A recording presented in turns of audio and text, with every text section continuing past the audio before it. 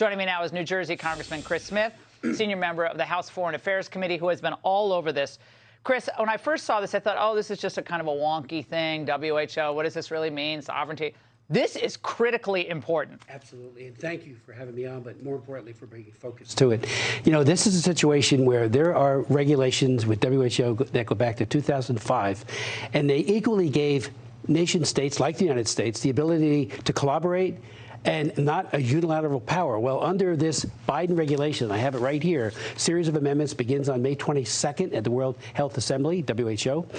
They will get rid of that. They strike lines through the language where the states, the countries, have to agree. They also, and you nailed it, when it comes to the issue of enforcement, what are we going to do in response?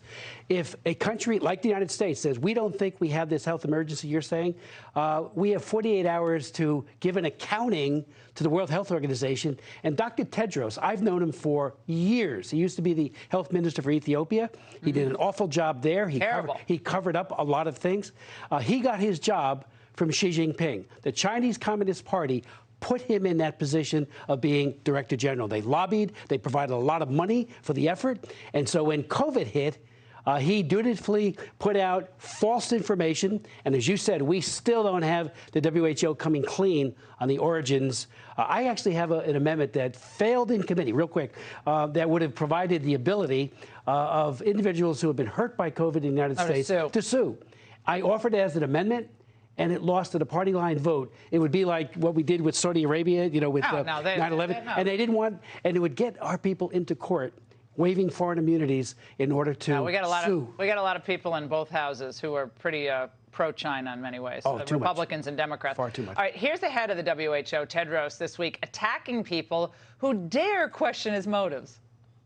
There has been a small minority of groups making misleading statements and purposefully distorting facts. WHO is an expression of member state-owned sovereignty. The essence of the proposed pandemic preparedness accord is to improve cooperation, coordination, and the sharing of data. Sharing of data? They can't even get China to give us the original data on the virus. Exactly. And added to that, there's a dual track now. They want a treaty. Yeah. These treaties would have to be ratified by the U.S. Senate, so that gives us some check and balance. But the other way around it, the end run to get this big power grab, is to change the WHO regulations, the health regulations. And in days, without any scrutiny, and I'm glad you're asking the hard questions, the administration will be arguing, and this is all of the changes that they want to make to the World Health Organization, and our sovereignty will be greatly undermined if they succeed. Who's negotiating it for the United States? I don't want to ask. Yeah, well, I'm not sure exactly who it's a group of people. And I'm sure they're extremely competent and pro-nation state. This is in line, though, Congressman, is it not, with my overriding point tonight, which they're doing a run on nationhood, period. Without a doubt. The whole idea that the United States, like, as Obama said, you can't put your thermostat at 72, drive as many miles as you want. You know, I'm paraphrasing, but they don't like the fact that you can get in your car right now, and even if it's expensive, drive to California, get a couple more tanks of gas, and they don't want that. There's a profound undermining of liberty and freedom going on the Democrat side, especially at the Biden White House.